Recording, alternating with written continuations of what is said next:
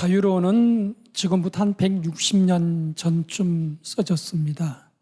근데 밀은 마치 오늘날 이런 그 세태를 염두에 두기라도 한 것처럼 이 자유론이라는 책에서 무엇보다도 독단과 편견의 그런 위험성을 날카롭게 지적하고 있고, 열린 생각, 열린 마음, 이런 눈으로 우리가 세상을 바라봐야 민주주의 혹은 정치도 발전할 수 있다라는 것을 강조하고 있습니다. 밀의 아버지가 그 유명한 제임스 밀입니다. 제임스 밀 하면 여러분 벤담을 생각하시면 됩니다. 벤담과 더불어서 공리주의 이론의 쌍두마차, 이 제임스 밀이 어린 아들에게 가르친 공부가 엄청납니다.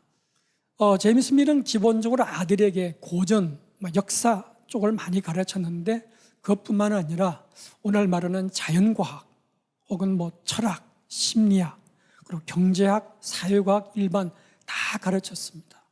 아들이 회고할 때 아버지는 나한테 특별한 가르침을 주었다. 두 가지입니다. 첫째는 스스로 생각하게 만듭니다. 아버지는 답을 주지를 않아요. 너 혼자 생각해봐라. 그래서 답을 찾게 만듭니다. 두 번째, 내가 어떤 문제에 부딪히면 확실히 답을 얻을 때까지 끝까지 파고 들어가는 그런 자세를 아버지로부터 배웠다. 아마 많은 사람들이 존 스튜어트 밀의 생애에 관심을 가지게 되는 가장 큰 이유가 부인 때문이 아닌가 생각됩니다. 해리엇 테일러입니다. 밀이 이 자기 부인을 처음 만났을 때 아이가 둘이 있고 또 뱃속에 세 번째 아이가 있던 그런 유부녀였습니다. 두 사람은 만나자마자 어떤 정신적인 어떤 교감을 이루면서 평생을 정신적인 철학적인 교제를 같이 나누었습니다. 그래서 무려 19년 동안 교제를 했고요. 그 해리엇의 남편이 세상을 떠난 다음 한 2년 있다가 두 사람이 결혼을 합니다. 근데 이런 그 범상치 않은 로맨스를 이어가니까 쉽게 말하면 스캔들이 크게 일어났겠죠. 그래서 밀의 친구들이 밀들어 그런 교제를 그만두기를 간곡하게 권유하고 그럽니다. 그러나 밀이 분명히 말합니다. 우리 두 사람의 관계는 정신적인 친밀감, 어떤 철학적인 교제 외에 세상 사람들이 흔히 생각하는 그런 관계는 아니다. 그러면서 중요한 말을 합니다. 왜 개인적인 삶에 대해서 남에게 해를 주지 않는데 왜 사회가 부당하게 간섭하느냐라고 항변을 합니다. 바로 이런 항변이 사실은 자유론의 기본 정신이 될 수도 있습니다. 밀은 워낙 이 자유론을 좀 쓰겠다는 생각을 하고 초고를 써놨습니다. 그리고 워낙은 1858년과 59년, 그 시기가 언제였냐면 테일러와 더불어서 이 프랑스 남쪽으로 여행 가던 그 무렵입니다. 근데 밀이 이제 글을 쓰면 중요한 것은 늘 해리엇이 읽어주고 코멘트를 해줍니다. 근데 갑자기 1858년 11월 해리엇이 세상을 떠나고 맙니다. 밀은 이 자유론을 거의 초고 상태의 출판사로 넘기고 그 다음에 1859년 자유론이 출판됩니다. 여러분 보시면 밀이 얼마나 해리엇을 사랑했는지, 그리고 해리엇의 어떤 정신적인 그 교감을 얼마나 소중하게 여겼는지 잘 알 수 있을 것입니다.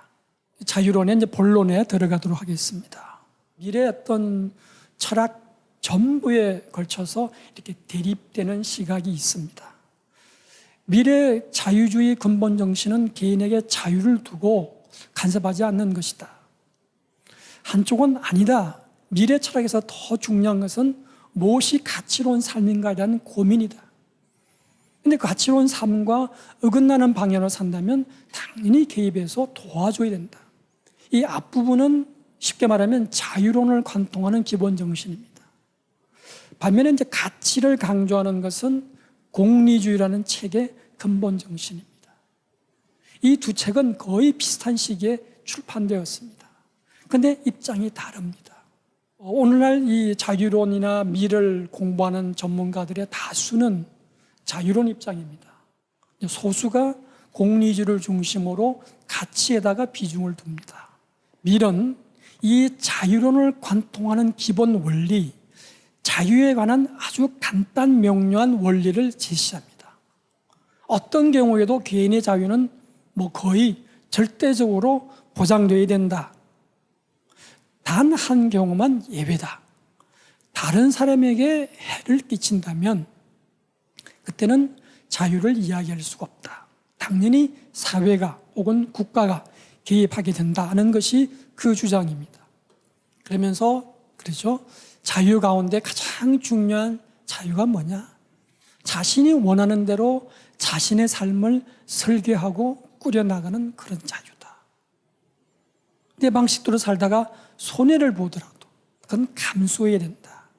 인간은 바로 그런 존재이다 라고 미리 강조하고 있습니다. 자, 그러면서 이제 밀은 2장에서 생각의 자유, 토론의 자유를 주장하고 있습니다. 밀은 강조합니다. 어떤 주장이고 어떤 생각이든 100% 옳고 100% 틀린 것은 없다. 아무리 옳아 보이는 것이라 하더라도 부분적으로는 잘못된 것이 있을 것이고, 우리가 볼 때는 저건 분명히 틀린 거야 라고 하더라도 그 속에는 일말의 진실이 담겨 있을 수 있습니다. 틀린 주장이라도 탄압하지 말라는 겁니다. 특히 밀은 옳은 주장과 틀린 주장이 서로 싸우면서 논리를 전개하는 과정에서 어떤 주장이 잘못되었으면 왜 잘못되었는지를 분명히 드러낼 수 있습니다. 이런 과정을 통하면서 내 생각의 근거를 보다 분명하게 정립할 수 있다. 마치 시장에서 우리 물건들이 서로 재화가 주고받으면서 적정한 가격에 판매되듯이 생각도 자유롭게 거래되는 것이 필요하다. 밀턴이 그랬는데 바로 밀도 똑같은 주장을 펴니다. 그러면서 거듭 밀은 다수라는 이름으로 소수의 생각을 억압해서는 안 된다라고 이야기합니다. 여론으로, 전통이니까, 관습이니까, 다수설이니까, 주류니까 그 반대편을 억압하는 거 더 경계해야 된다라고 밀이 거듭 강조하고 있습니다. 밀의 자유론에서 정말 중요한 핵심적인 키워드를 꼽아라면 저는 이 다면성이라는 말을 꼽고 싶습니다. 이 세상의 절대적인 진리라는 것은 적어도 현 단계 인간의 삶에서는 생각할 수 없다. 우리가 진리라고 굳게 믿는 것도 사실은 부분적인 진리일 수밖에 없다. 그러면 이 부족한 진리는 어디서 우리가 보완을 해야 되느냐? 나하고 생각이 다른 쪽에서 이쪽 저쪽 두루두루 살피는 것이 필요하다. 우리는 악마의 말까지도 사서 들어야 된다. 그래서 우리의 부족함을 메울 수 있다 하는 것이 밀의 주장입니다. 그러면서 밀은 이런 다면성이랄까 대립되는 개념에 대해서 쭉 예를 들면서 그 상대방의 말을 들어야 될 필요성을 강조하고 있습니다.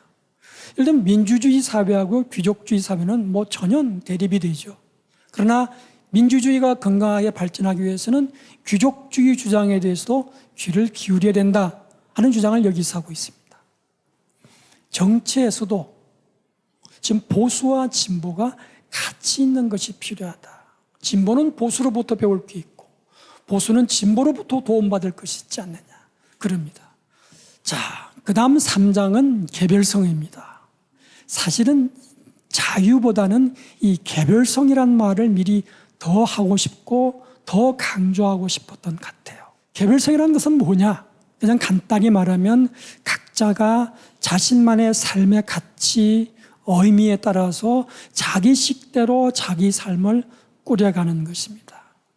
이 개별성이야말로 미리 생각할 때 인간의 삶에서 특히 행복한 삶을 사는 데서 빼놓을 수 없는 핵심적인 요소다라고 강조를 합니다. 내가 무엇을 먹을까, 어떤 옷을 입을까, 어떤 책을 읽을까 선택하는데 이 선택을 통해서 자기의 개별성이 발전합니다. 그러면서 미리 나무 같은 삶을 예를 듭니다. 나무는 어떻게 살고 있습니까? 뿌리가 뻗어가는 모양이 정말 자유롭습니다. 그런데 뿌리는 어떻게 합니까? 땅 속에 물과 양분을 찾아서 뻗어갑니다. 밀은 이것을 생명의 원리라고 합니다. 생명의 원리에 따라서 자유롭게 자유롭게 자기 삶을 사는 것, 이게 개별성이라는 겁니다. 역시 자유론에서 나오는 정말 유명한 규절입니다. 누구든지 개별성을 발휘하면서 살아야 된다. 근데 누구든지 그러면서 이런 글자 그대로 웬만한 정도의 상식과 경험이 있다면 자기 방식대로 사는 것이 최선이다. 이렇게 이야기합니다.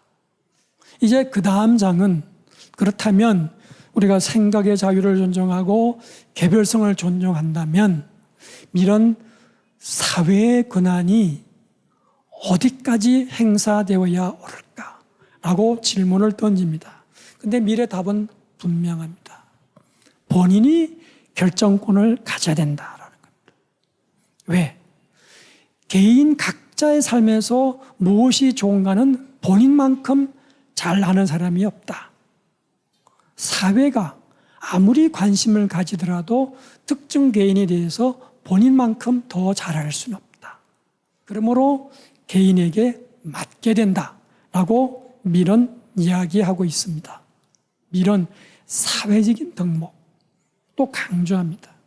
그래서 사회가 개인의 삶에 대해서 가능하면 간섭하지 말라고 그러지만 그 개인의 삶에 대해서 우리가 무관심해야 된다는 것을 정당화하는 것은 결코 아니다. 오히려 우리는 다른 사람의 삶에 대해서 깊은 관심을 가져야 된다는 것이 밀의 생각입니다. 이 5장 끝장의 마지막 부분에 가면 밀이 참여의 중요성을 강조하고 있습니다. 밀의 또 다른 책인 대의정보론이라든가 이런 등등에서 참여의 아름다움을 정말 역설하고 있습니다. 특히 민주주의가 건강하게 발전하기 위해서는 주민들의 참여가 중요하다. 참여를 하게 되면 사람들이 사회 문제에 대해서 지적인 관심을 가지게 되고 이게 지적인 발전으로 이어지고 도덕적인 성장이 이루어진다. 그러면서 밀은 참여 민주주의의 원조다 혹은 전형이다 이렇게 말할 수 있겠습니다. 지금까지 자유론의 대략적인 내용을 말씀드렸습니다. 우리는 올바른 가치를 지향하는 삶을 살아야 한다 하는 것이 밀이 자유론에서 그득그득 역설하는 그런 내용입니다. 또 하나 강조하는 것이 뭐냐면 사회성입니다. 인간은 사회적 감정을 타고나기 때문에 그의 바탕을 둔 사회성이 인간을 구성하는 또 다른 본질적인 요소이다. 따라서 개별성과 사회성이라는 두 날개가 인간의 삶을 규정하는 근본적인 요소다. 이렇게 말합니다. 그런데 이제 밀의 주장 속에서 우리로 하여금 이제 곤혹스럽게 만드는 대목이 나옵니다. 이 자유론의 그 5장 현실 적용이라는 부분에 이런 내용이 나옵니다. 이성적인 판단이 안 되는 상황이라면 말려야 된다. 간섭을 해야 된다. 우리는 개인의 자유를 전적으로 보장해야 되지만 우리가 살다 보면 삶의 필요에 의해서 자유를 구속해야 될 경우가 있다 라고 말합니다. 가장 단적인 예로 부모가 자식을 건전한 시민으로 키울 수 있는 의무를 이행하지 않는다면 부모로서 자격이 없다. 심지어는 그런 형편이 되지 않는다면 결혼할 권리도 인정할 수 없다.